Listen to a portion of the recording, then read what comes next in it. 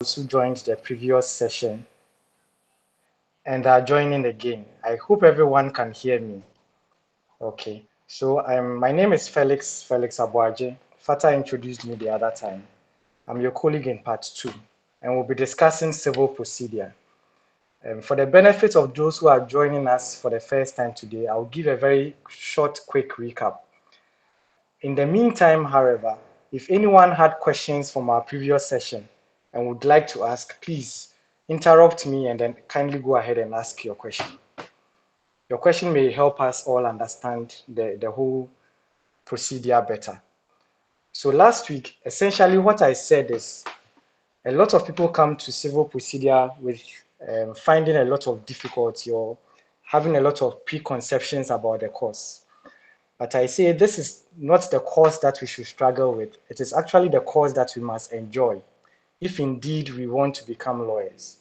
Because the substantive law would give us a law degree as it did from the faculty, but it's procedure that will make us lawyers. And I was saying that the good news is that civil procedure, as expansive as you see it, as technical as you see it, is just for you to know 5 simple things, just 5 things. And the news even gets even better because out of these 5 things that you must know for civil procedure, you are actually supposed to, or you should have already learned about 2 of these from the faculty.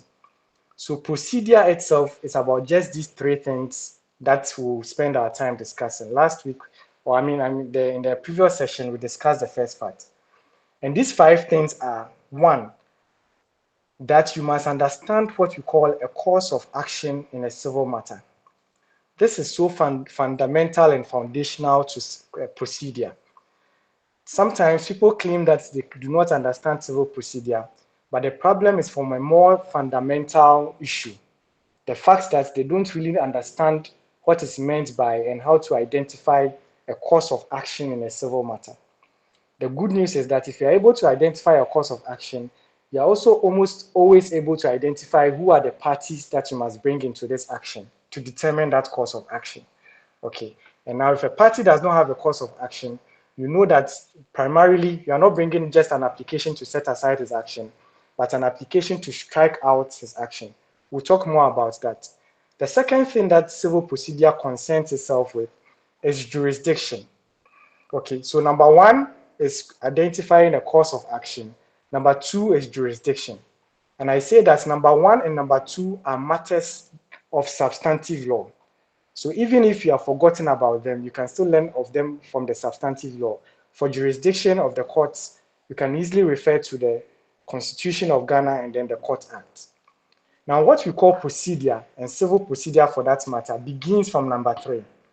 It begins with how to initiate a civil action. That is something we would not have known before coming to the Ghana School of Law. If your friend had come to you and said that their landed property is being taken from them, you would have given them the advice that they can go and seek a remedy at the High Court. What you'll probably not be able to tell them is how to initiate, or what you'll not be able to do is how to initiate the action itself. So we spent the first session on discussing the point number 3, everything that you should know in terms of how to initiate an action. And by doing so, we discussed from order 1 to order 25, including order 81 and 82. If you are using the same manual that we used when we were in part 1, that would have covered from page 1 to around, that would be around page 28 or 29 thereabouts. Okay, these are all filing the action to pre-trial stage. Okay, now the 4th thing that civil procedure concerns itself with will be what to do during the proceedings. And that must cover from after you have filed the action, everything in between that time, what you do during the proceedings. And then the final and 5th thing that civil procedure concerns itself with is when you have been given judgment, how do you enforce the judgment? If the judgment has been given against you, how do you file an appeal? If you are weak in any of these 5 things, then you are weak in civil procedure. And if anybody says that they are weak in civil procedure, it simply means they are weak in one of only these 5 things. Okay, so you should know where your weakness is and address it. you should understand the procedure that covers how to initiate an action, the procedure that covers what you do during the proceedings, which includes after you have filed the action, everything in between there, and then the procedure which covers how to enforce a judgment, execute and enforce a judgment, or if the judgment has been given against you, how to file an appeal. Every great lawyer that we know about is great in one of these five, in fact, in all of these five things. Every great lawyer that you know about is great or must be great in all of these five things. The difficulty of being weak in one of these things is this. For instance, let's say you are very strong from stage 1 to stage 4. Your weakness is only in stage 5. What it means is that you can actually initiate an action, go to the point of getting to judgment. And when the judgment is given in your favor, you will not know what to do with the judgment. I'm not sure there's any client in this world who will be happy with you just because you've gone through the whole process of getting the judgment when they cannot get the fruits of their action.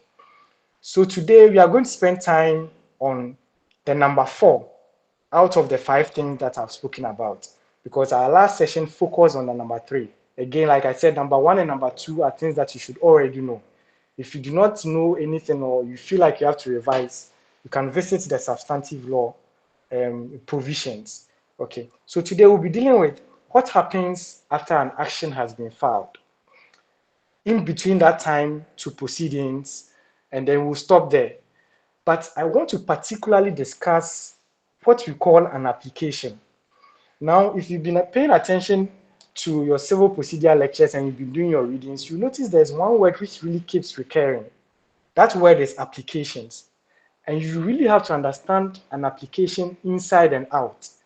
You should not have any challenge at all with understanding what the idea of an application is, how to draft it, and what are the different types of applications. Let me tell you a trick that will help you. There are people who think that there are applications for just civil procedure, applications for a criminal procedure, and applications for other areas of law. But this is how I would prefer that you approach applications. An application is a creature of law. It is one thing. You just have to understand how you vary it when you are dealing with criminal procedure and when you are dealing with civil procedure.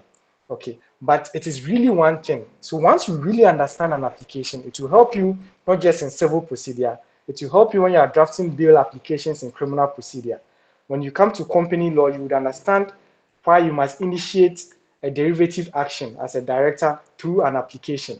You see sections like section 218, 219, which says that if you have an issue against a company, you come by way of an application. If you go to your ADR Act under section 6, it says that if there has been an arbitration agreement and the other party rushes to court by a writ of summons, you can bring an application for the matter to be referred.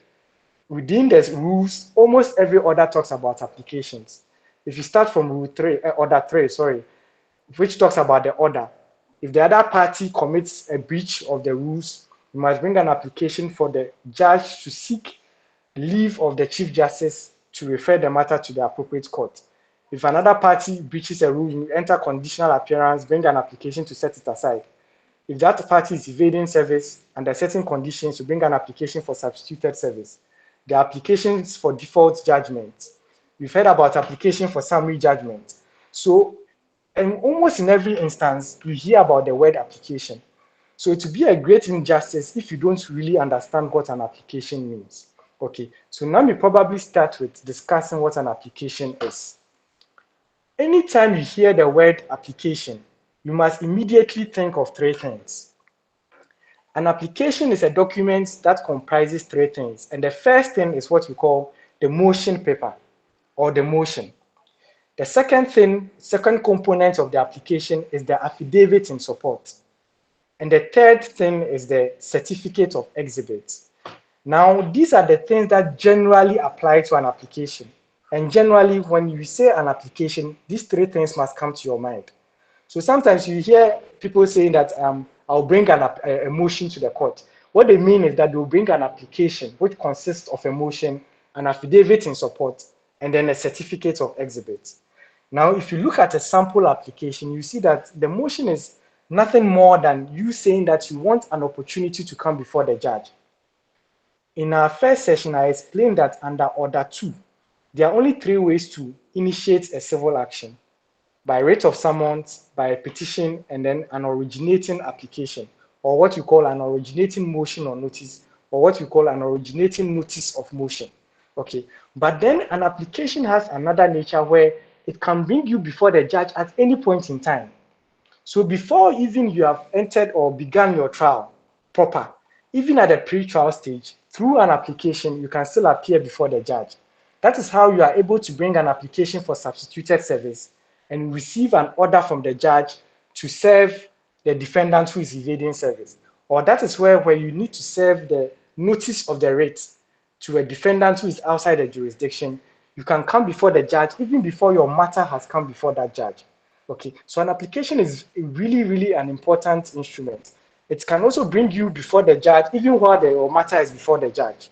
Okay, for instance, if you have to bring an objection on something that your other person, the other opponent has done, sometimes the judge will hear it by an oral application, but there are times that the judge will hear it by a written application.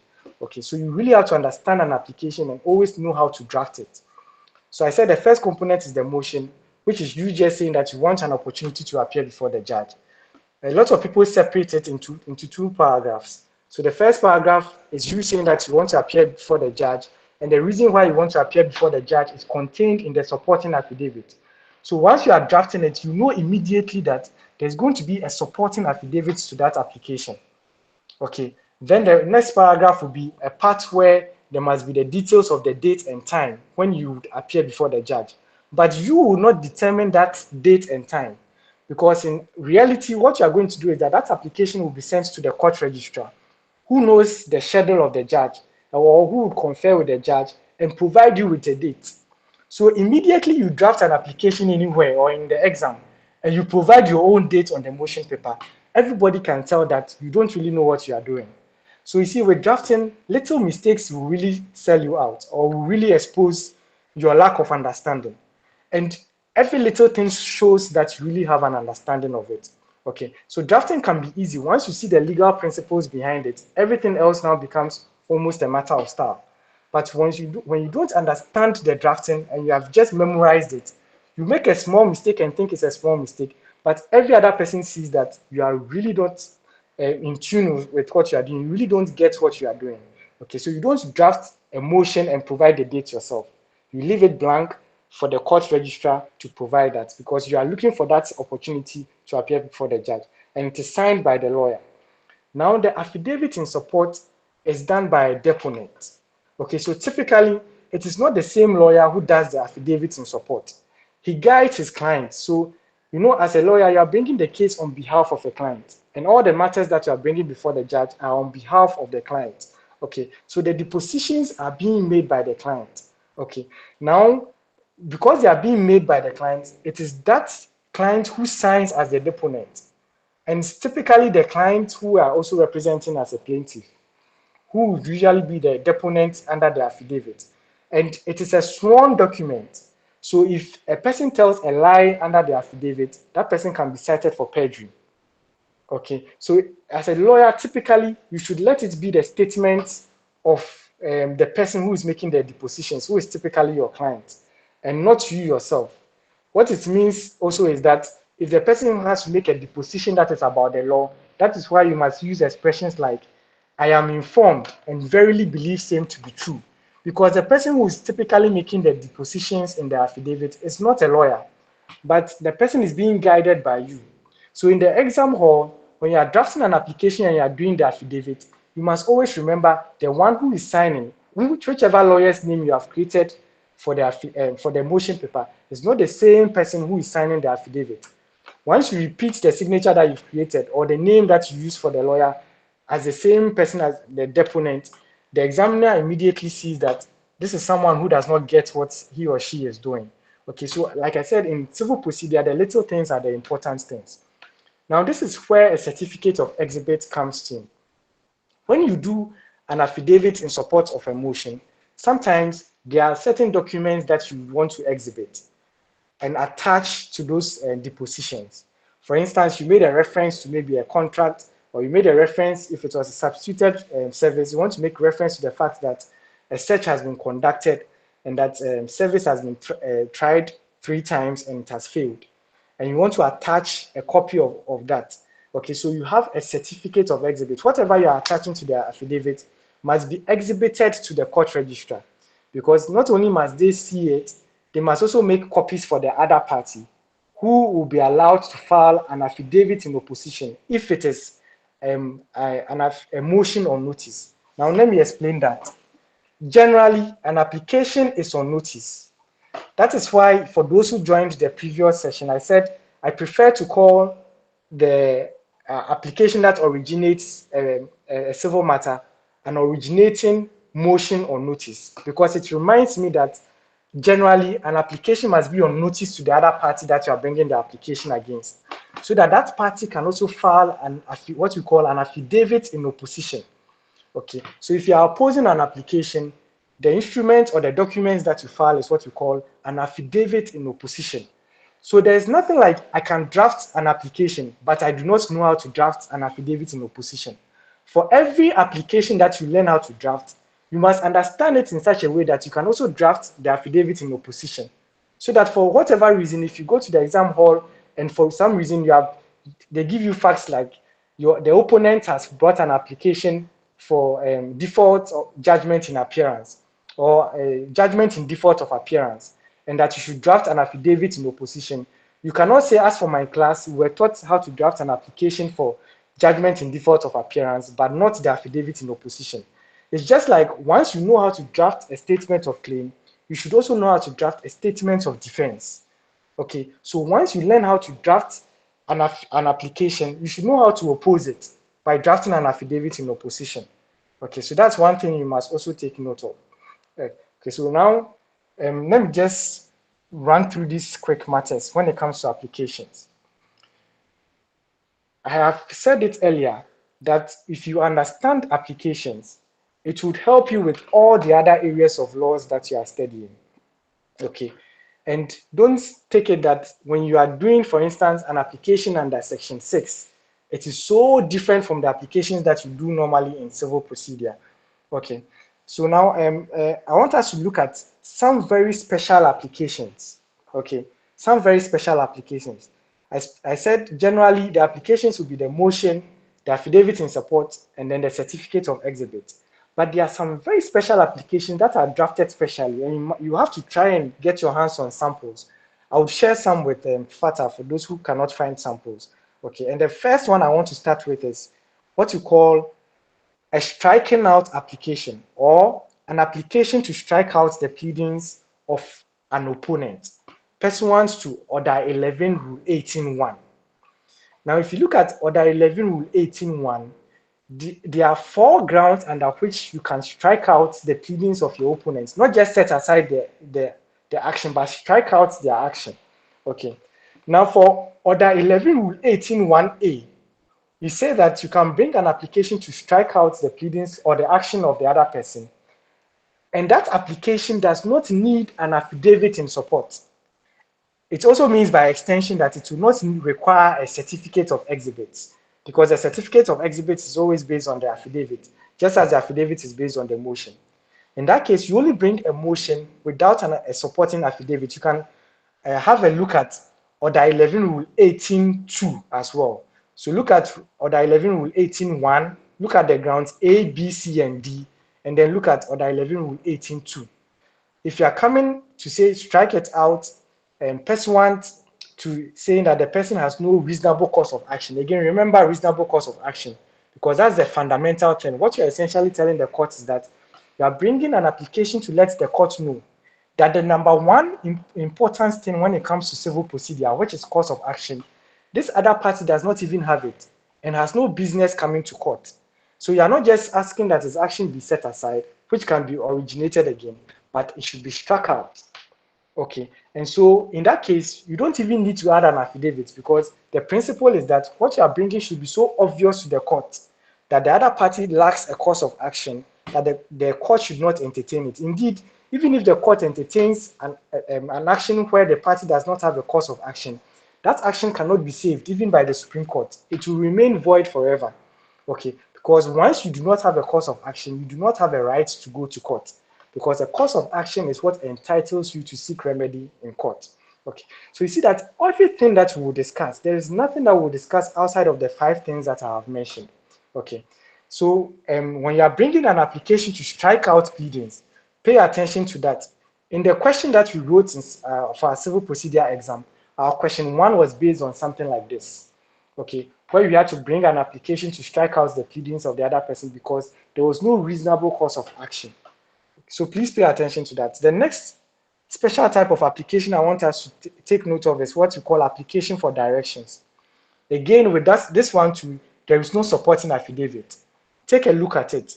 In the application for directions, and I'll be talking about applications for directions and how it happens very soon, okay? But the application itself is just a motion paper without a supporting affidavit. And in the motion paper, you are asking for the court to set down the issues for trial. Okay, so it only comes with just the motion paper. So learn how to draft that one, just in case in the exams you're asked to draft an application for directions. The other application I want to talk about is an application for amendment. We spoke about application for amendment when we were talking about Order 16 in our first session. I've already said that for you to understand number 3 of the 5 principles that we've spoken about, you have to understand from Order 1 to at least Order 25. Order 16 deals with amendments. And the application that you bring for an amendment is special in the sense that for that one, on the face of the motion, you must indicate specifically the matters that you want to amend. Because the principle is that when the court grants you that order, it grants you the order only with respect to those particular aspects of your pleadings. Because remember that your pleadings are your case and you should not be allowed to change your case at every point in time. That is what we call the rules against departure. Okay, you are not allowed to set a case that is contrary to the case that is already set up. Okay, so you can't have a regard to the defense of the other party and try to change your case. Okay, so an amendment is not for the purpose of running away from a case that you've already set, but where you have, out of genuine faith or good faith, made an error, and you are asking for the court to grant you the opportunity that every human being makes errors, even the judge makes errors, to correct that error, and not because you want to run away from a good defense that has been filed against you. So even for the judge, they are allowed to amend under what we call the slip rule under order 16. For the application for that amendment, the specific thing that you want to amend must be on the face of the motion. For a lot of these things, if you don't find the sample, it will look vague to you. Okay, I'll share some of the samples with Fatah, and I'm sure sometimes maybe your lecturer must have already shared some with you already. Okay, so that's for amendment. Then another special type of application I want you to find out about is the summary judgment application. Now, a summary judgment is another very, very important thing you must really understand, especially the difference between an application for summary judgment and an application for default or judgment in default of defense. Somehow, a lot of people don't get where the point of overlap is, and they are not able to separate the two. It is so important that you separate the two. Maybe I'll give a moment to discussing the difference.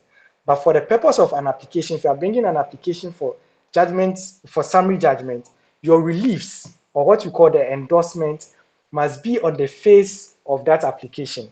If you remember what an endorsement is, when you draft your statement of claim, the part where you say wherefore the plaintiff claims against the defendant as follows, and you bring your reliefs. In the case of the summary judgment, your reliefs must also be endorsed on the face of your motion, because a summary judgment, if you recall, is a final judgment. It's a final judgment, so the application is special in this regard. If you are asked to draft an application for summary judgment in the exam and you don't draft it properly, you would lose marks for it. Okay, so you should pay attention to that as well. Okay, then I've already mentioned that for every application that you learn how to draft, understand that you are implied to understand that you already know how to draft the affidavit in opposition. You cannot say that you cannot draft an application but cannot draft the affidavit in opposition. Just in the same way as it would be odd to say, as for you, you are an expert in drafting statement of claim, but not in defense. Because there's no lawyer like a lawyer who is just for plaintiffs in Ghana and lawyers who are just for defendants. You do the case that your client brings to you. Indeed, in the exams, you may either be asked to represent the plaintiff or the defendant, and then you draft a statement of claim or a defense. So if you are asked to oppose an application to, you should know what to do, how to draft an affidavit in opposition. And what I'm saying will not just apply for your civil procedure. You must, it will also apply for your ADR. If you look at section 6, section 57, 58, all those applications, it will apply to those things. You just have to pay attention to the differences when it comes to the title. Okay, so there are minor differences, but they are essentially applications as well, consisting of the motion, your affidavit in support. Okay, so these are the brief things I'll say for the applications. Now, I said that today we are discussing number 4, which is what to do after you have filed your action. And then it's also includes everything that will happen after you have initiated your action under point number 3. Okay. Now, when an action has been So, successfully sir, filed, I have a question. sure, please go ahead. Yeah. So, is there any special reason that these applications do not require affidavit, And like the I five you just yes. mentioned? Okay, so I explained for the striking out application. Okay, when you are bringing an application to strike out, what you are saying is that, and please pay close attention to this. An application to strike out is pursuant. There are 2 procedures that can be used. One is what you call under the inherent jurisdiction of the court. Okay, and then the other is pursuant to the court rules, which is under Order 11, Rule 18.1. Now, under Order 11, Rule 18.1, there are 4 grounds, A, B, C, and D. The first ground is special, that is the A, where you are saying that the person's action should be struck out because the person has no reasonable cause of action. And I don't know, I didn't see the name of the person who asked the question, but if you joined us in the first session, I told you that out of the 5 things that you're supposed to understand for civil procedure, the number 1 thing is cause of action. And the point is that if a party lacks a cause of action, they have no business being in court. So when you are bringing an application to strike out their action, what you are telling the court is that this is someone who has no cause of action, but who is still coming to court. And it's something that should be so clear on the face of the person's own action. So for instance, if the person is bringing an action against a company, let's say it's an action against an employee of a company or a managing director of a company, but he's saying that he actually has the contract with the company itself. We have learned in company law that there's a separate legal personality between the company and then the employees of the company, or those who act on behalf of the company. So if you have a contract with the company, you must sue the company, not employees of the company. Once you do that, you have no cause of action against the employee. So the lawyer for that person that you have sued should not be bringing an application to set aside your action, but an application to strike out your action. And in that case, there's no need for him to explain why he's bringing it. On the face of the motion paper itself, the court should find it very clear that the other party has no cause of action because it is so fundamental to the action that you are bringing. Okay, but for the rest of them, you can take it that it is now the other one that I said that you will not also need an affidavit is an application for directions. Now, this can be an obvious reason why you will not need an affidavit for that one as well. And that is where our session today comes in. When you have closed your pleadings, okay, you have not yet begun trial. There will be some processes that must take place, which I will explain shortly. Okay, at least 3 processes. There will be directions. There will be that's application for directions. But before that, there will be you can have amendments, further amendments. But more importantly, you must have what you call discoveries. Okay, after you have done all these things, then the plaintiff must bring this application to the judge to say that we are 2 parties who have an action. We have completed the filing of the action. We have gone through the stages of doing any amendments if necessary, or going through what we call the discoveries process. Now we want you to give us a date. Okay. Now in that case, there's not much need for you to attach an affidavit because the judge himself understands what it's about. Okay, that you have an action and you just want him to give you the dates that you can appear before him so that you can have the trial proper or begin the proceedings. Okay, but in the other cases or the other instances, remember that an application itself generally is not originating the action, except in those special circumstances where the law itself says you must only originate a particular action by an application. I was saying it in the beginning of this discussion that an application is an instrument that can take you before the judge even before your matter has come before him. Okay, so typically you are telling this judge that you have a special reason why he should hear you out. Your substantive reason is, if you really have a substantive reason, you have to go by your writ, your petition, or your originating application. In this case, maybe you have even already initiated the action by writ, but there's a special circumstance. For instance, when you are bringing an application for substituted service, generally you should only come before the judge when you are ready for trial. But in the case of substituted service, you are saying you have a very special reason to come before the judge, and the reason is that there a defendant who is evading service, and you have fulfilled all the requirements that would require you to bring an application for substituted service. And so, before the judge even hears you out, the judge must see the written basis of why you specially want to come and disturb him or appear before him. Can I know if I have answered the question of the one who asked? If not, please let me know. I can clarify further. Oh, thank you. I'm okay. Okay. I also saw someone with their hand up. Please go ahead and ask your question if you have a question, please.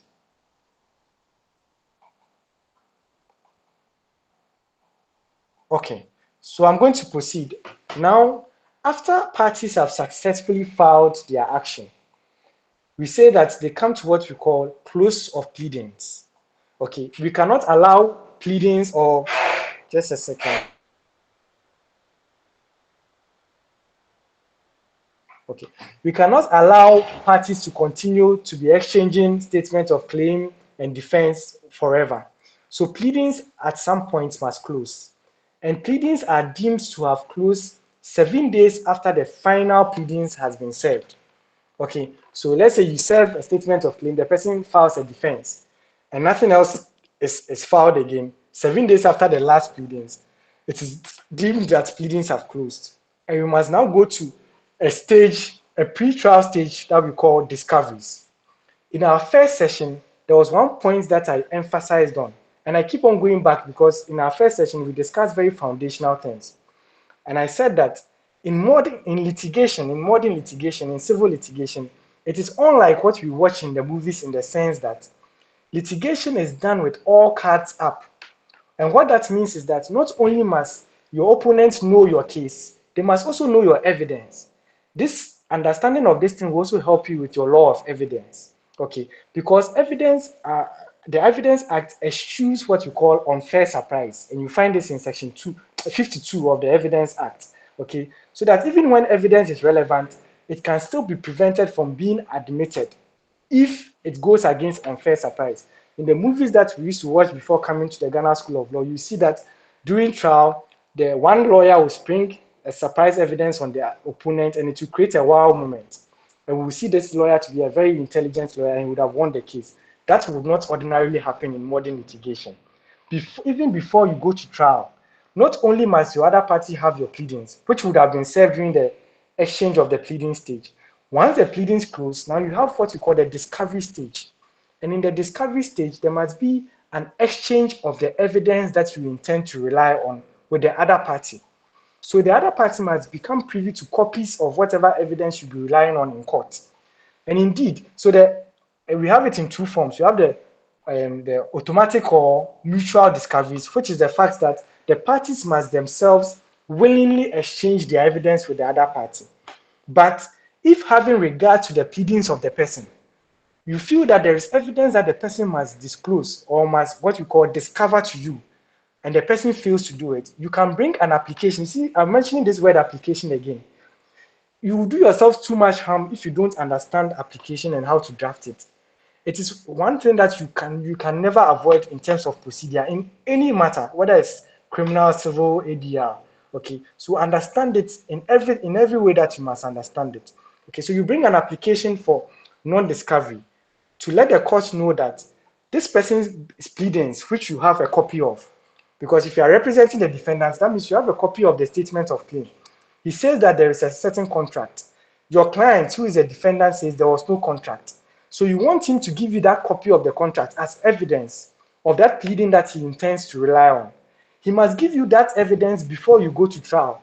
Because by the time you appear before the judge for the trial proper, you should not just have the pleadings of your opponent, but the evidence of your opponent.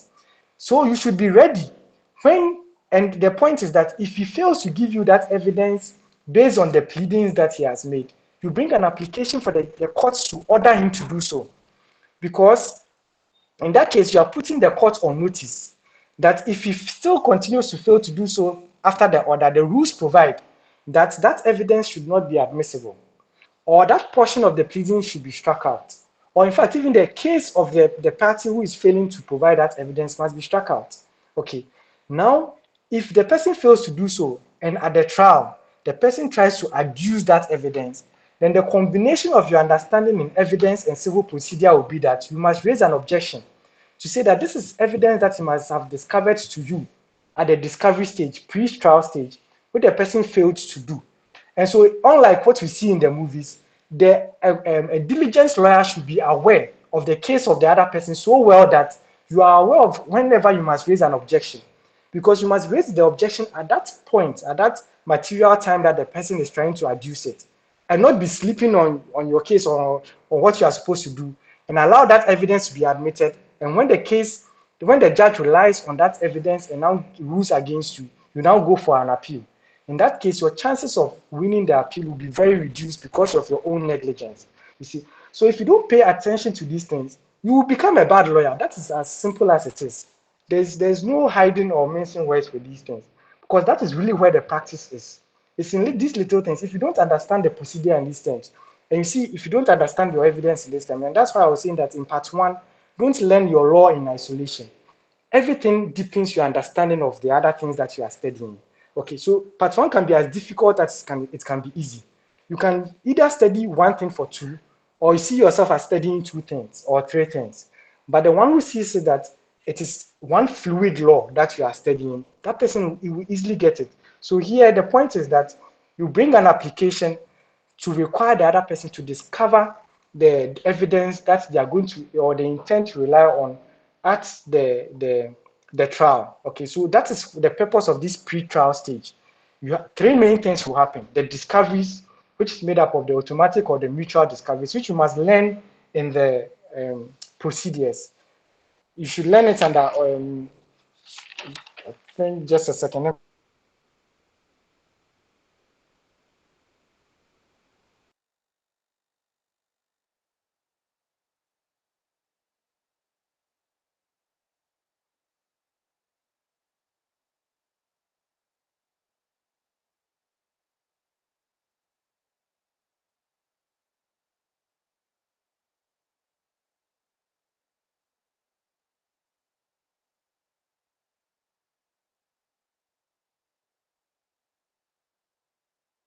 So I just checked the orders for you. So 21 for discoveries, 36 for application for directions. Okay, so you go and read them in detail. Now let me make one point before I move on. Under the applications, right? And the good thing for it's, I don't know whether it's an advantage or there is a disadvantage, but the advantage is that some of the things you are studying, you see the practical aspects during the internships that you attend. The disadvantage, though, is that it's also taking the time that you need to study. Now, one of the things that I observed in for the striking out, I just discussed striking out applications and what we call in amendment under Order 16, what we call a misnomer. Okay. Now, under Order 16, there is a special application that you can bring for amendment, which is with regards to what we call a misnomer. Now, in plain English terms, when we say a misnomer, it means that you have given a wrong name to something. Okay, so let's say that you wanted to sue Fatah Mahama, but you, instead of writing Fatah Mahama, maybe you wrote Abdallah Mahama. But for everything that you have said in your writ, and Fatah Mahama himself knows that it is really against him. But he says that his name is not Abdallah Mahama, but Fatah Mahama, and that the party that you have sued is not him. And so you lack a cause of action against him. In this case, you must notice that the defense that Fatah is bringing is you will be bringing an application to strike out your pleadings because you lack cause of action. But indeed, you do not lack a cause of action. all that you have done is a mistake in spelling his name. So what you bring is an application for amendment, or when you oppose his application, you explain that what you have actually done is just a misnomer and that the court should allow you an amendment. Okay. And in the case of the amendment, you now go and change the spelling error that you have made. Um, so you can bring applications for amendments. There's something that we call a misnomer, and you must understand how it applies. In fact, in the case of a misnomer, let's say that there are two people. One is called Felix Aboagye, and one is called Felix Aboagye. And even though you want to bring the case against just Felix Aboagye, you brought it against Felix Aboagye. That is still a misnomer. Now, the amendment will mean that the one person called Felix Aboagye will be substituted for the other amendment, for the other party. But it does not constitute an application for joinder or misjoinder. This is something I also want you to pay key attention to. The mere fact that the correction of the misnomer would result in one party being replaced with another party does not mean that in that case it's an application for joinder or misjoinder. So you must really understand your applications and how they are used in every particular case. Okay. So we just spoke about the discoveries as well. And I want to pause here and see, are there any questions? Are there any questions with what we have discussed so far, both from Yes, please go ahead and ask. Please go yes. ahead. I Yeah. want to know at what point do we say discovery is mutual, and at what point do we say discovery I didn't catch the last part of your sentence. You said at what point do you say it is mutual, and at what point do we say it is? is automatic? Automatic Oh, discovery, oh, mutual. so the automatic and mutual go together, as against you bringing an application for an order to compel the party. Is that clear?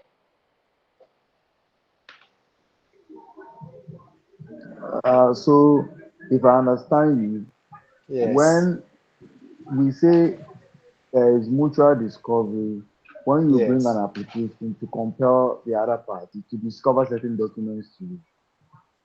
No, when you are bringing an application to compel the other party, it is not mutual. The idea is that discovery should happen on a mutual basis because both of you are required to exchange the.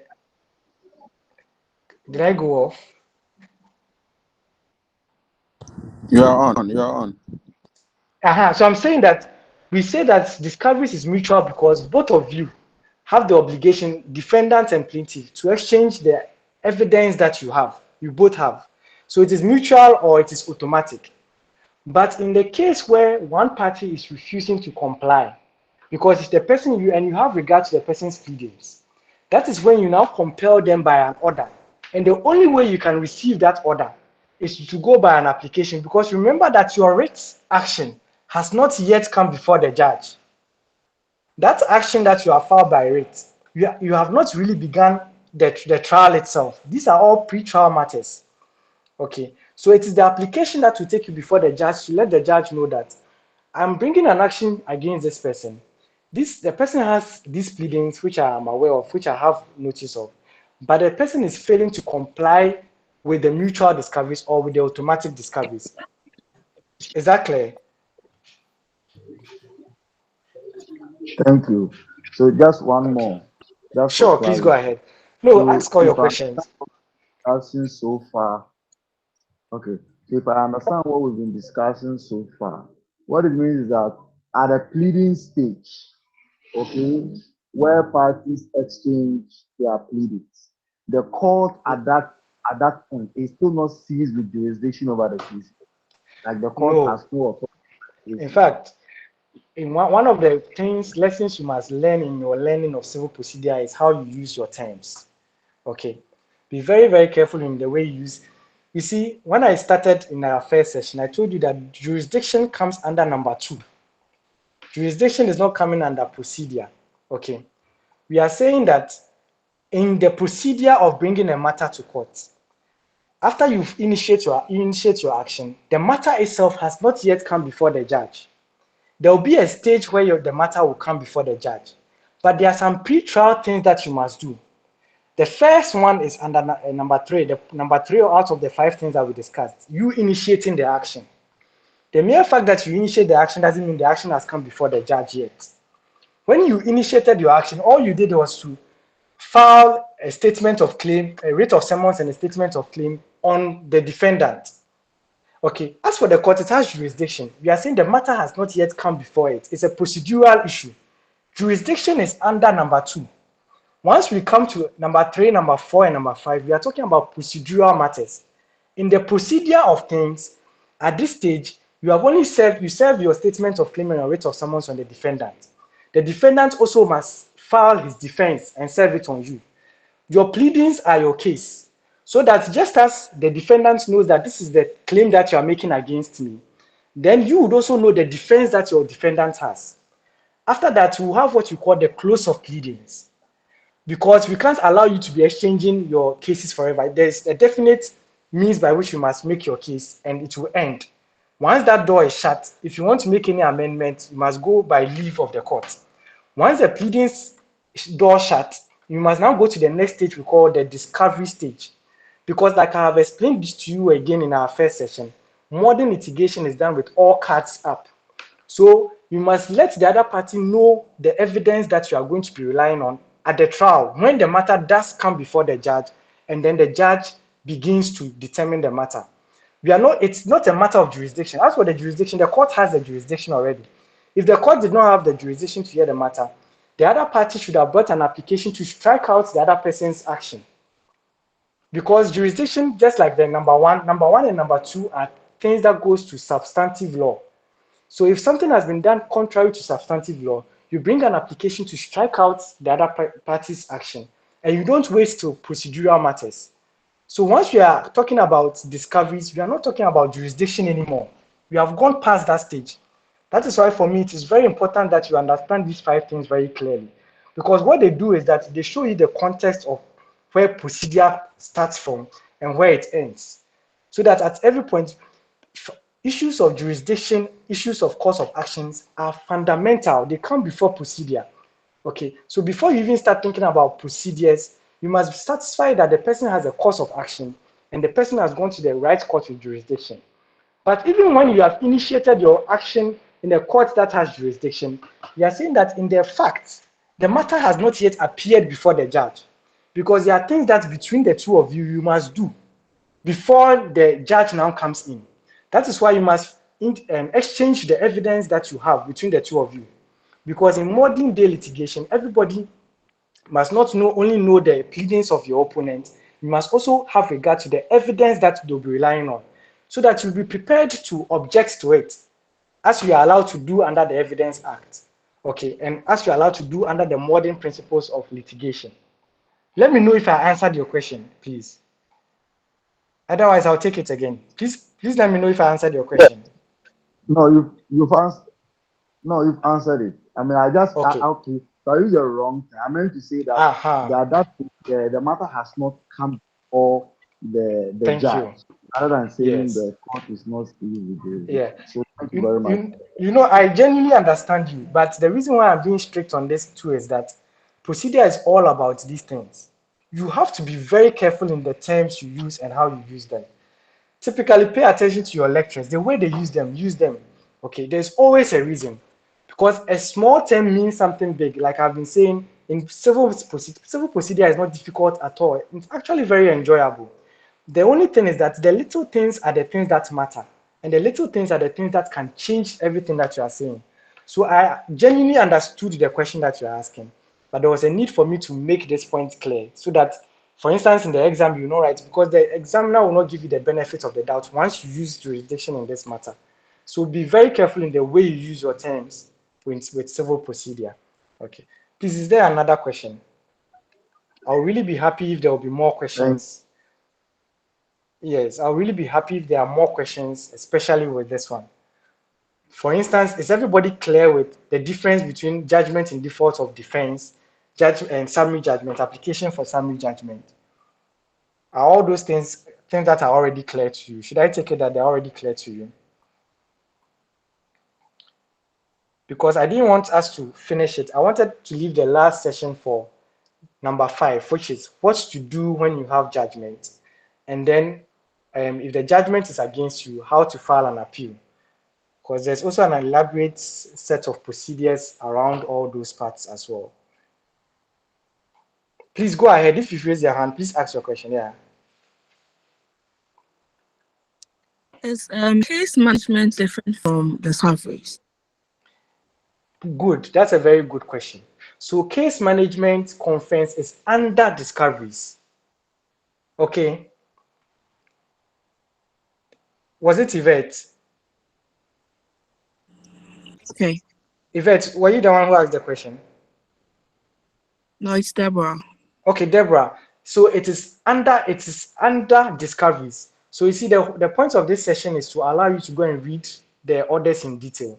Okay, so CMC, there is CMC under discoveries. Now, I just want to make this point so that you see what we call a contradistinction with criminal procedure, hoping that the matter will stick. For a long time in criminal proceedings, we did not have a stage like CMC for criminal matters, but we now do, following the Eugene Bafu Boni case. So you see that now, just like we have for civil procedure, we also have for criminal procedure where there is a case management conference, where there is an exchange of evidence. Okay, so it's the same principle that in modern litigation, whether in criminal or in civil, there must be an opportunity for the exchange of evidence before you go to trial. Now, a recent case law has, what was happening previously, that was that sometimes people were now objecting to evidence that was adduced, that was exchanged at the discovery stage. But a recent case law has made it clear that even though the discovery stage is a stage for exchanging evidence, it is not the stage for it's not the stage for raising an objection or objecting to the admissibility of the evidence. Even when you receive the evidence and you are objected to it, you must hold on. It is when the evidence is adduced at the trial. So you see, you must always picture the thing. At this point, trial has not begun. You must do all these things before you now bring what you call the application for directions, where you are now essentially telling the court, we have exchanged our pleadings. We both know each other's case. We have exchanged all the evidence that matters. We both know what evidence each other is relying on. Now we are ready to appear before you so that you can hear our case, so that we can make arguments with respect and begin calling and presenting our evidence to you. Okay, so the application for directions is for that purpose. After you've gone through your discoveries, and it's also, this stage is also a stage that allows you to do your amendments. Okay, so if there are some further amendments that you need to do, you can bring your applications for further amendments within this stage. Because once the trial begins, that is no place for you to do any amendments again. Okay. Is there any other question? Was there a question in the chat box? If there's a question there, can someone read it for us? Let me see if I can find. Okay. Hello, Okay. There's a question there that says, yes, please go ahead with your question, please. Yes. So the discoveries and good and disclosures is the disclosures that we have in good. criminal law, which is discovery in civil law. Is that? So yes, you can use it as you're not really wrong. You're not really wrong. So the whole idea is that the essence of the thing, the understanding is more important. That it is the evidence that you are disclosing to the other party. Okay. So yes, but you see, it is also very important that when you are doing criminal procedure, use the terms that they have provided under criminal procedure for criminal procedure. And when you are doing civil procedure, use the terms that they are provided, because each of these courses are very jealous about their terms. The understanding may be similar, but use the terms provided under the respective laws. But I'm only bringing them together so that you can make the connection, the linkages. But please don't use, for instance, typically when you are drafting an application, maybe for bail in a criminal procedure, you use suit number. Okay, typically you use suit number. Stick to that. If the application is for a civil matter, if it's for a criminal matter, you use case number. Okay, but for a civil matter, typically you use suit number, not the case number. Okay, some people would overlook that, but use the terms that are applicable to each of them. Okay, so when it is civil procedure, just use discoveries and then you'll be fine. Okay, so there's CMC under discoveries. Okay, and use just the terms that have been provided under the rules. I hope I've answered your question. If not, please let me know. Okay. Very well, very well. Thank you. Okay. Is there another question? If you Yes. have, yes, please go ahead. Please go ahead. So please, can one say that when pleadings close, for Mhm. instance, is it possible to hold the idea that right after the close of pleadings, then you can file for directions, Okay, and at the so that's a direction very good stage, question. Yes. So there's a point of overlap. From the close of pleadings, you are allowed within 30 days to bring your application for directions. Okay.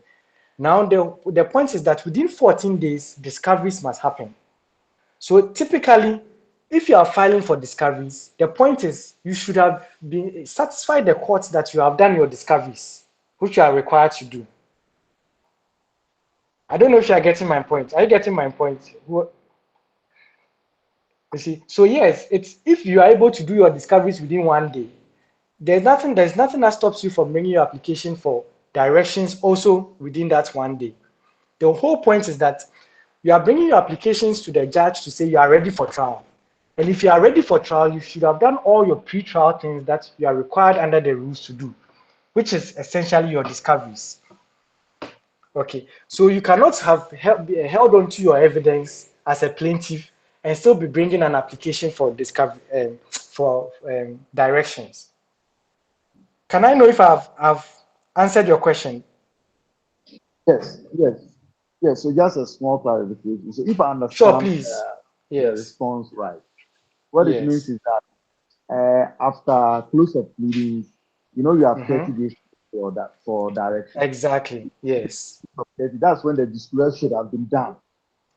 In So fact, before within the first 14 days of that must have 30 ended. days, yes. So that for the Okay, discoveries, it okay. must begin 14 days after the close of pleadings. So you can see that the idea is that you should have Okay. completed discoveries before you bring your application for directions. Time for Do you see directions. it? Okay. So Yes. I now, hope it makes sense. Yeah, go ahead. yeah, yes, yes, it's clear. It makes a lot of sense. So after applications for directions, is that when you now move to CMC? No. I have just explained to one of your colleagues that CMC comes under discoveries. And I've just also told you that discoveries must happen before your application for directions. Do you see? So once you bring an Okay. application for So let direction, me just from there, yes, please ask the question again. I think your line was dropping. Yeah.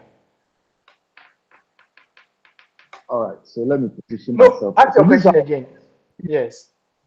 is so what I was saying was that after you apply for directions, you would have done your disclosures or Okay. discoveries. Yes. Sorry. You would have done your discoveries within this Yes. period. Because 14 days after the close of pleadings, Yes. disclosures, discovery begins. And then Discovery. Yeah. after Let's use the it, terms. So yes, discoveries begin from 14 days. Yes. discovery. Mhm. Good. Yes. So Go then ahead. after 30 days, application for direction. So our No. No. So let's pay attention to this. Let me see if I can say it. When pleadings close, right? When pleadings close, and pleadings are deemed to be closed 7 days after the last pleading has been served. After pleadings close, we have a 30-day period. Within this 30-day period, you will bring your application for directions. But within this 30-day period, 14 days after the close of pleadings, that is like it's a subset of the 30-day period. Your discoveries must start. So that by implication, it means that even though you have been allowed 30 days to bring your application for directions, it must happen after your discoveries have been done. Do you get it? So even if after the close of your pleadings, one day you do all your discoveries and you are both satisfied, you can bring your application for directions. It's still within the 30 days. It is not after the 30 days. And for the discoveries, it must start within 14 days after the close of pleadings. Let me know if I'm clear now. Hello? Yes, yeah. So Felix, it means that after your discovery, you have Mm-hmm. 16 days within which No, to. but don't count it like that. Yeah, I know Okay. that would have been the idea, but don't look at it like that. Okay. The whole idea is that you still have 30 days from close of pleadings to bring your applications. So don't say that because they said discoveries must start from 14 days, then the leftover days would be the period that you bring for application for direction. So rather understand it like this. It overlaps. It means that if you, after close of pleadings, you just take one day to do your discoveries. As soon as you're done with your discoveries, you can still bring your application for directions, even if it's on day 2, after the close of pleadings. Do you see it? So it is not so much about one only beginning after one has happened, but the discoveries is the discoveries that must happen before the application for directions. But doesn't mean that you must do the discoveries and then the remaining 16 days is what is left. Okay. If you can do your o- discoveries, let's say within one day after the close of pleadings, you can bring your application for directions the following day. Nobody cares. The problem is that the whole principle is that the court should be satisfied that all the pre-trial things, which is your discoveries and the exchange of your evidence, has been duly done. Okay, so that there will be no unfair surprise when the trial begins in terms of the evidence that you adduce. Do you get the point? Which will be something that is contrary to the laws of evidence and the modern principles of litigation. Please let me know if it is clear. Yeah, yeah, it's very clear Yeah, for me. great. Are there some more questions? Yes, Yes, if I may that's ask. all.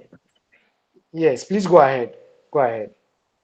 Yeah, so I was asking, with Discovery and the CMC, Yes. what apart from CMC goes into Discovery? Okay, so you see, the point of this session is that we can't give you all the bare details. Just read on it under Order 21 to find all the full details, okay? But the point of this session is to let you know that essentially it is about you exchanging the evidence that you have with the other colleague, your opponent on the other side. That is why we say that CMC is actually a subset of discovery. So there are a lot more, but the rules will tell you all the full details of what goes on in there. We cannot exhaust everything on this session. Okay. Does that answer your question? Yes, please. Yes. So, okay. Yeah, counsel. Yes, please go In ahead. a filing of witness statement, when does it happen? Aha. So, witness statements are evidence. You are doing law of evidence. Witness statements are also evidence. The testimony that a witness gives in court is evidence. So all these things are all part of things that happen at the discovery stage. So when you read them, you see them there. The filing of all witness statements and all those things happen at the discovery stage. One thing you should remember is that witness statements are evidence. Okay. The witnesses that you call and the testimonies they give, it also gives oral evidence to your case. Have I answered your question? Yes, you have. What about interrogatories under Order 22? Okay, so I spoke to you about interrogatories in the first session. Okay, interrogatories are questions. Okay, and it does not just apply just with um, discovery stage.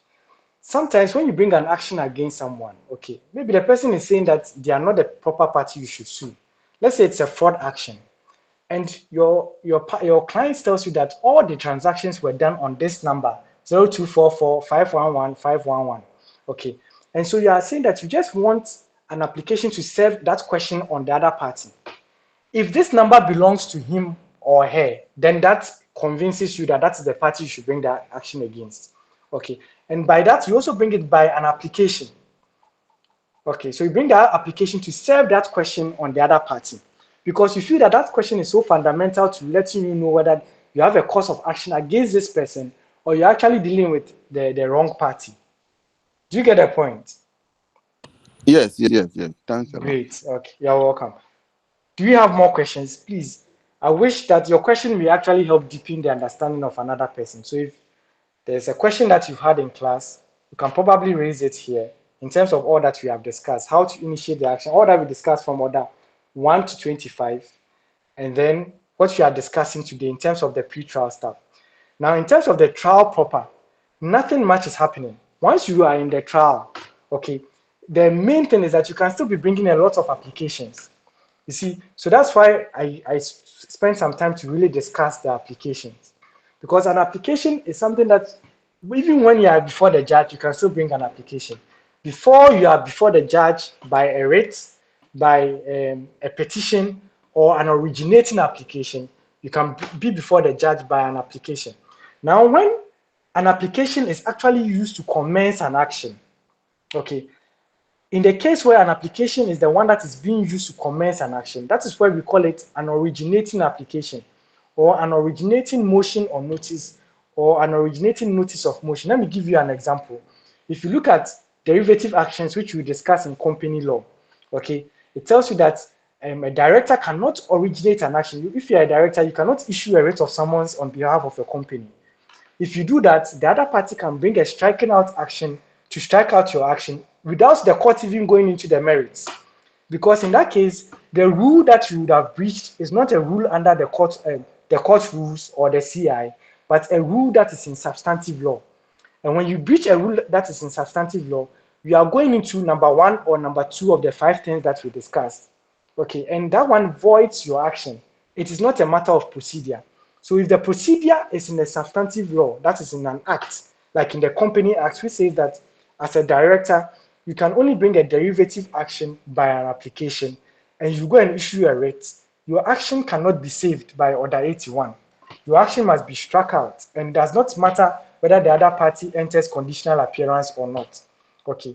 Now, in that case, when you are using the application to originate the action, that application is called an originating application or an originating motion or notice. Generally, applications are on notice to the other party because, like I told you earlier, an application gives the other party or must give the other party the opportunity to file an affidavit in opposition. Just as your statement of claim must give the other party the opportunity to file a defense. So I always like to tell you that I prefer calling it an originating motion or notice because it reminds me that I must put the other party on notice. Okay, but the exceptions are when you are coming by an ex parte application. For instance, if it's an application for substituted service. In the case of an application for substituted service, your whole point in your affidavit is that the other party is evading service. If he's evading service, you cannot possibly serve him with the application.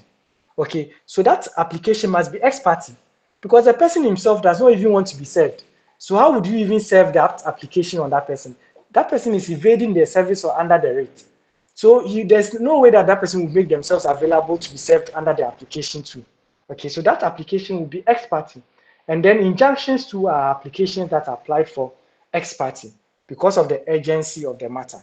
So applications are things that you must pay great attention to, especially the general application, how to draft it generally, and then the special ones which I have discussed with you.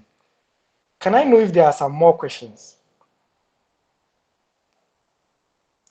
Okay, so Daniel Bimpom, you asked that I summarize what I did in the last session. Basically, I said civil procedure concerns itself. Okay, so let me answer this question before I come to that. Someone is asking, can a non-lawyer who commences his own action with the writ of summons all the way through to the pre-trial stage face the judge at the addressing stage? Is there a provision for non-lawyers or is it only lawyers allowed at the addressing stage? Okay, now, again, like I said, you have to be careful the way you use your terms, okay? Now, we are not talking about addresses at this point, okay? There will be opening address, but we are not hold on to that point. But the substance of your question is whether a non-lawyer can originate an action. Yes, in Ghana, a non-lawyer can originate their own action from the beginning to the end, even in criminal matters. I'm sure you would remember the case of Nyamenebad versus the state. They were not represented by any lawyer all the way to the highest court, and they won that case. Okay, so it's both in criminal matters and in civil matters. You can represent yourself. That is why in your civil procedure questions that you may meet in the exam, it may be that the person is coming to you at stage 4 when they themselves have initiated their own action and then even gone to the proceedings have begun. That is when they come to you at stage 4. A party can even come to you after they have obtained judgment. Okay, they can come to you after they have obtained judgment and seek your advice on how to enforce it. Or a party can come to you after they have lost the case and say that they want your help on how to file their appeal. So nothing prevents a party from conducting their own case. But you see, like I said, and probably in the first session, it's just like if you are sick, you have the option, you are at liberty to go and buy your own medicine and treat yourself. But is it always better compared to going to see a professional doctor? In the same way, that is how a person will also have to ask themselves, is it better to have their case conducted by a lawyer or not? Because all these rules that we are learning, if that other party is represented by a lawyer, they are not going to let you off the hook because you don't have a lawyer and say they will be lenient to you. They will be very professional. And if you go against the rules, they'll be bringing an application to set aside your action. Of course, it will be subject to the discretion of the court to either allow the party to amend or not. But I hope you get the point. Please, the one who wrote the chat, let me know in the chat as well if I answered your question. Okay.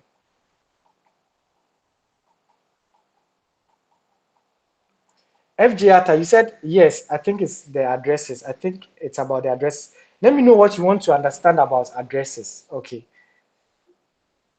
Exactly what you mean by addresses and what you want to understand by addresses. But the substantial point is that a party can represent themselves throughout a proceedings and they do not need a lawyer. It's a company, okay, it's a company that must conduct because of course a company is not a natural person. Okay. Please, can I have more questions? Are there any more questions that you don't want me to clarify? Especially from what we have discussed. We have discussed from, I said civil procedure, and this is for Mr. Daniel Bimpong Kofi and anybody who did not join us in the first session. I'm saying that you see, you can simplify civil procedure for yourself. Instead of thinking about it as 81 orders, think about it in this respect, that civil procedure concerns itself with 5 broad themes or points. The first Hi, is how Felix. to, yes, please go ahead with your question. So there is a message in the chat box. Okay. Isaac Sechu. He wants to know if in Oh, dealing with an embassy or high commission or notice of the writ. okay, so that's an interesting one. To be very honest, I'm not aware of the exact laws that applies to this. Okay, something you can probably test the knowledge of your lecturers in class on. Okay, but you know, politically, it is deemed that the embassy is not really part of the territory of Ghana. It will be the part of the territory of that nation that whose embassy it is. But then the point is says that okay, so now the point is that if the matter accrued,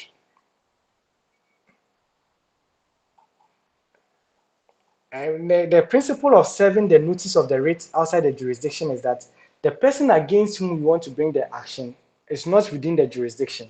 So of course, it's something that you can bring to the attention of your lecturer that if someone is within American embassy, you can probably wait for the person to step out of the embassy. If he steps out of the embassy, he's within the territory of Ghana and you can serve him. Okay. But while the person is within the territory, I think you can explore it further.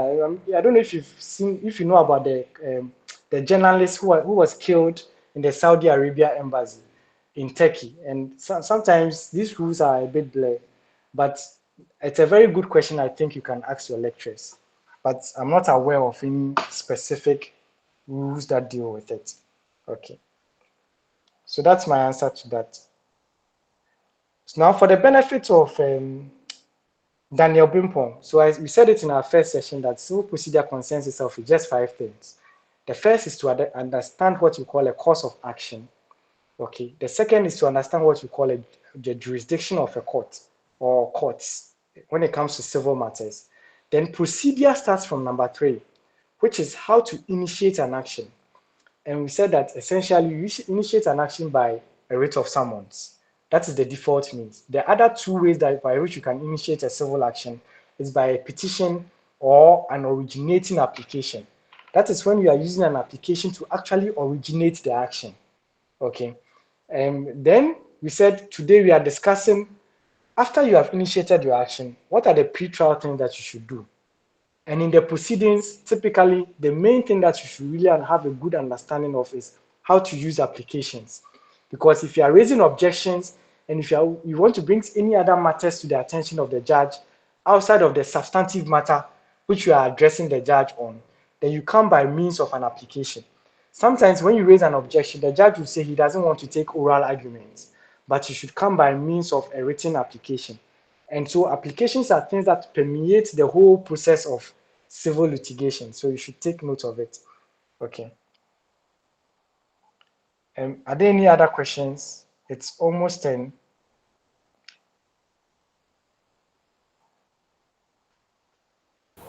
Zabwaji, please, thank you very much. But you mentioned 4 thematic areas: 5. understanding the course of action, jurisdiction, procedure, and then Okay, the 4th one was how to use. So let me take it again. They are supposed to be 5. The first is course of action. Second is jurisdiction. These 2 are deemed to be substantive law matters. Procedure starts from point number 3, which is how to initiate the action. 4 is what to do during the action, which also involves everything that would happen after you have initiated your action. So the pre-trial matters like discoveries and then amendments. Okay. Then 5 is after you have obtained the judgment, how to enforce it. And if the judgment was given against you, how to file an appeal. Everything that you do in civil procedure can be placed under one of these 5 things, or it overlaps through one or more of these 5 things. And if you are weak in civil procedure, it means that your procedure is weak on one of them. Okay, so for instance, if you are asked the question that your client has been given judgment, a declaration of property has been made in favor of that client, how would you help that client enforce that judgment? Okay, probably the client by himself or herself went through the whole trial, but they're only coming to you at the point of judgment.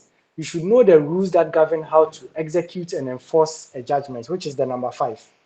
And if you do not know it, this person would have obtained judgment but cannot have the fruits of their judgment. On the other hand, if the judgment was given against them, they have the opportunity to file an appeal. And that appeal, there are rules. It is not an automatic right. Appeal is also a creature of the court rules, and you must know the procedure for filing an appeal. Okay. And you know that some of the best cases that we have studied in the law, whether at the faculty or the Ghana School of Law, came by appeals from the trial court all the way to the Supreme Court. So if all those lawyers did not understand how to file appeals or the procedures for filing appeals, they would not have had the benefits of all those brilliant cases. Okay, so understanding how to file an appeal is also very, very important because judges are not perfect and sometimes they can make errors of law. And you must know how to file the appeal. The mere fact that the judge has made a mistake or has made an error of law doesn't mean that automatically you have a right to the alternate decision if you do not file the appeal properly. Let me know if I answered your question. Okay. And if there are some more questions. I'm grateful. Thank you. God Okay. bless. Okay, thank you.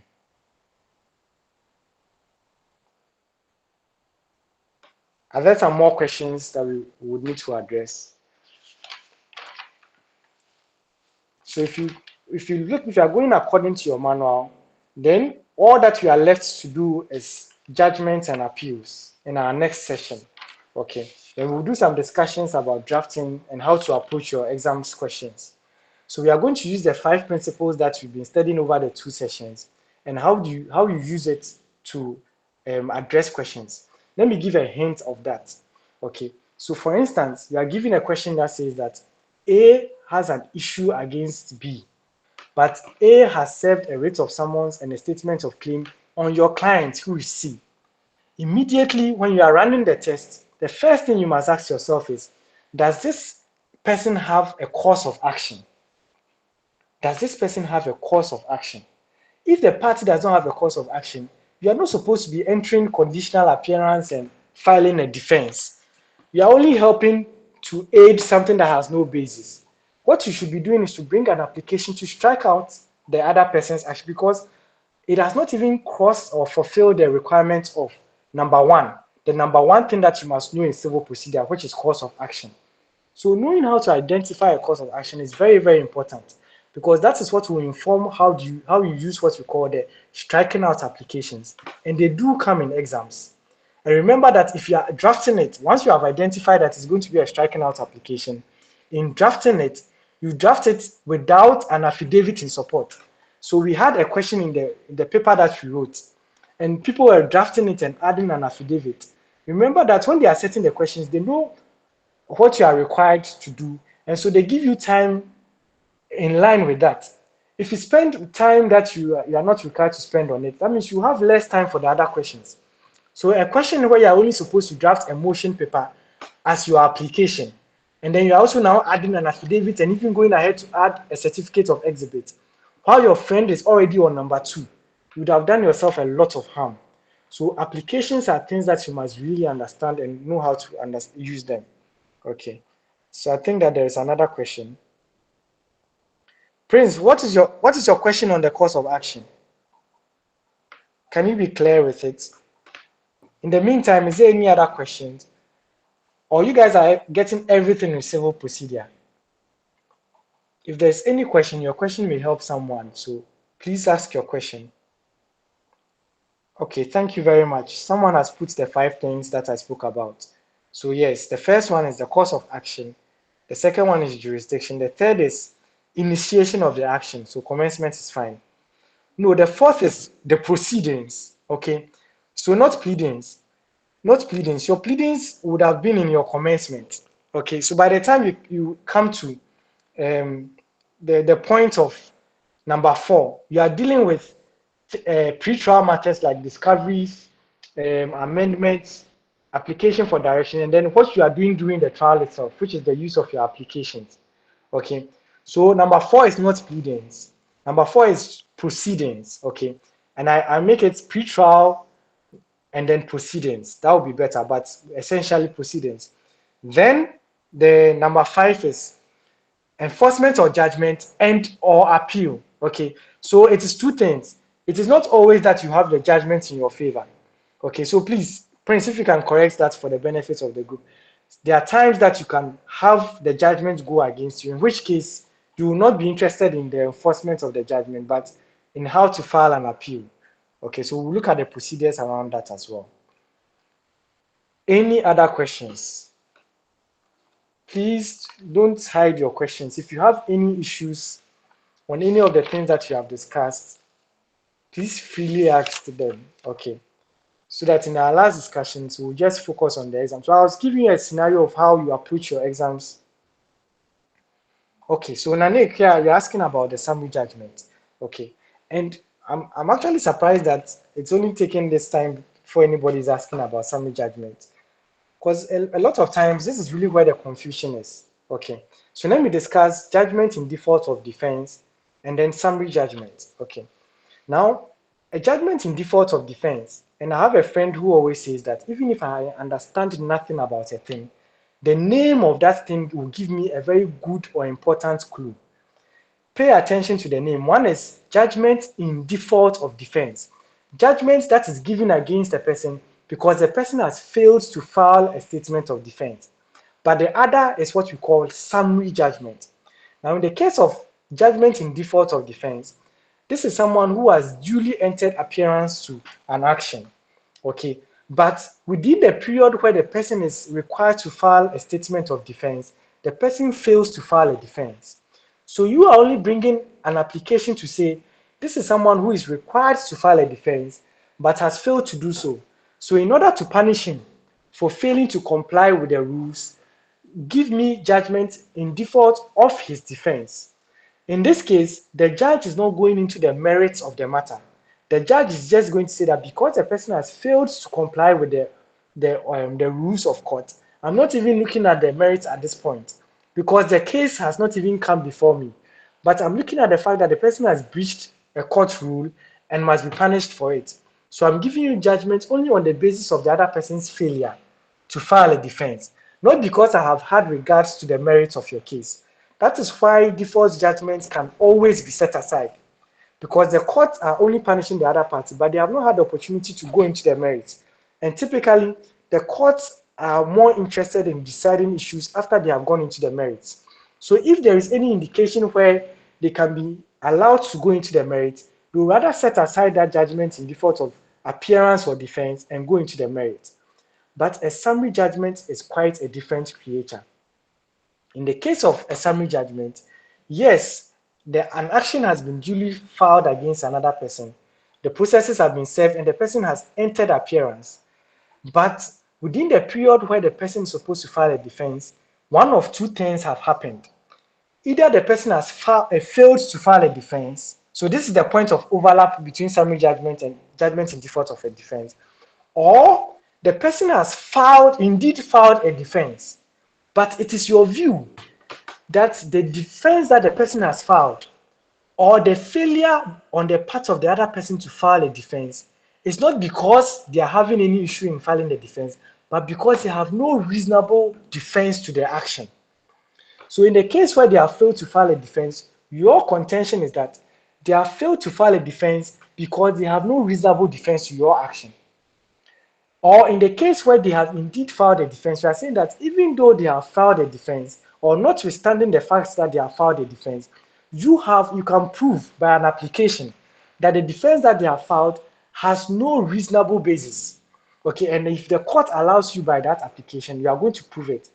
Now, in the summary judgment, you must understand that what you are telling the court, or essentially telling the court, is that the court should not even allow for the matter to be heard substantively by the writ.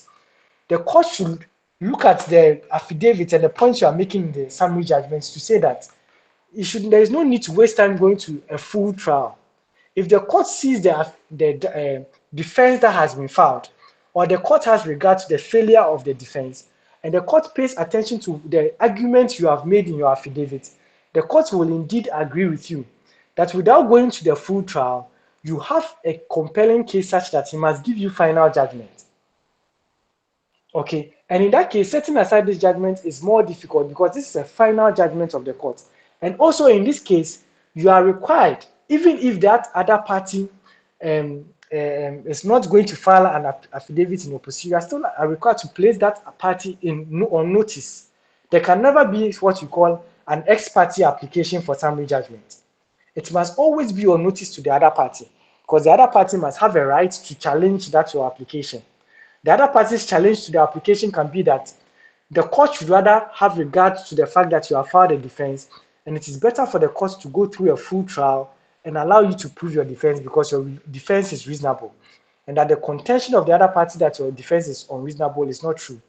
Or if you failed to file a defense and the other party was bringing an application for summary judgment, you can now either file the defense and file an affidavit in opposition to the application. And in the affidavit in opposition, you must explain why you were late in filing the defense, and then also explain why you have a reasonable basis and that it will serve the cause of justice that the matter is held on its merits rather than by the summary judgment application. Also notice that under Order 14 Rule 12, okay, there are certain cases where you cannot bring an application for summary judgment. Probate, maritime, matrimonial, fraud cases, pay attention to the exceptions. So this is the rule of thumb. If in the exams, okay, you are given a set of facts and a judgment in default of defense can apply, just as a summary judgment can apply. For instance, where they tell you that the party has entered appearance. The party has, however, failed to file a defense. The first question you must ask in determining whether you have to draft an application for summary judgment or an application for default of an application for judgment in default of defense is this. First of all, is this an action that is excluded by Order 14, Rule 12? If it comes under Order 14, Rule 12, for instance, there's an allegation of fraud, or it's a probate or matrimonial matter, you cannot be thinking about summary judgment in this case. Then you are only confined to judgment in default of defense.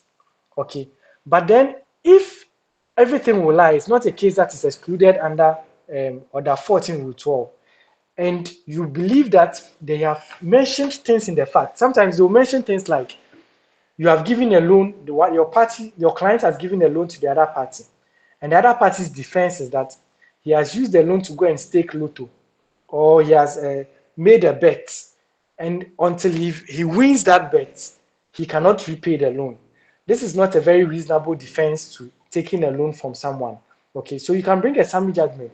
And between the two, you should be bringing a summary judgment because as a lawyer, that is what guarantees your client's final judgment. It is also a judgment that is more difficult to set aside.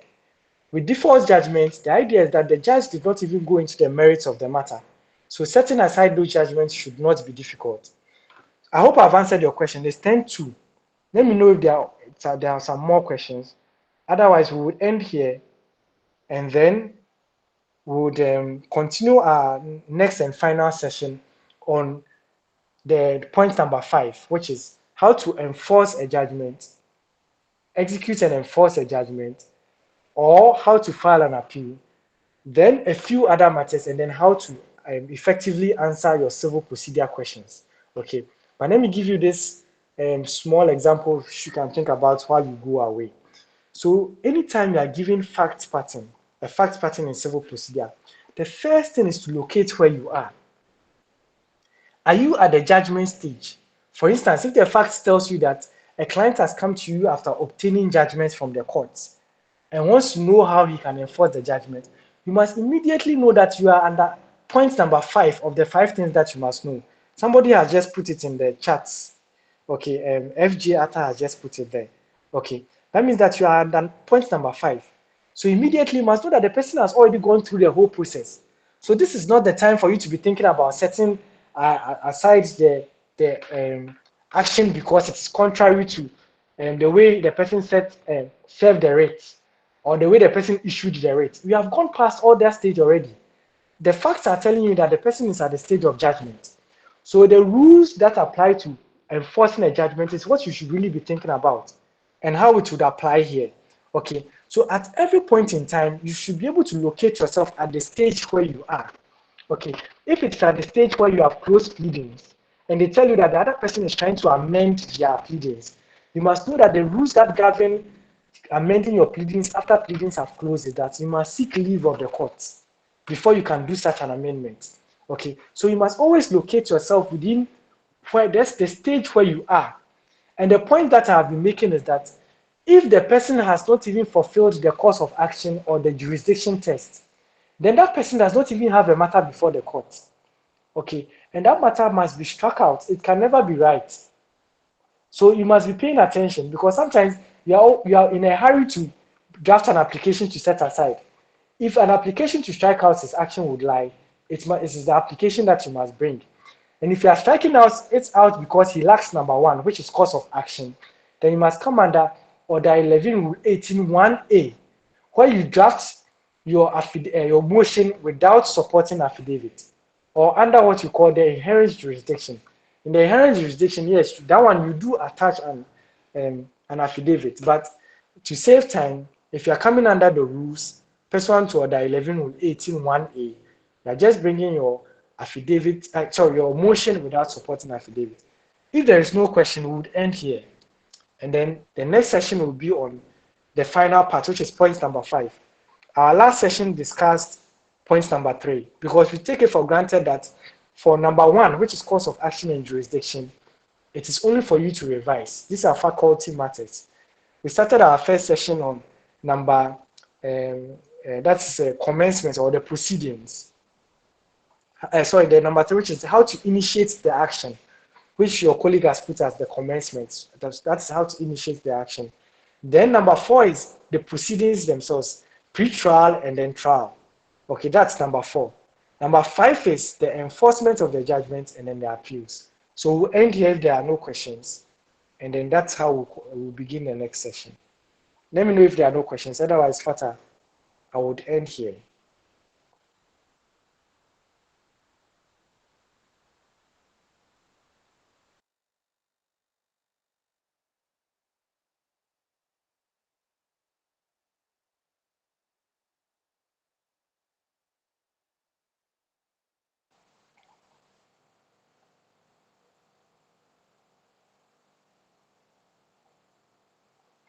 Okay, thank you all very much for joining.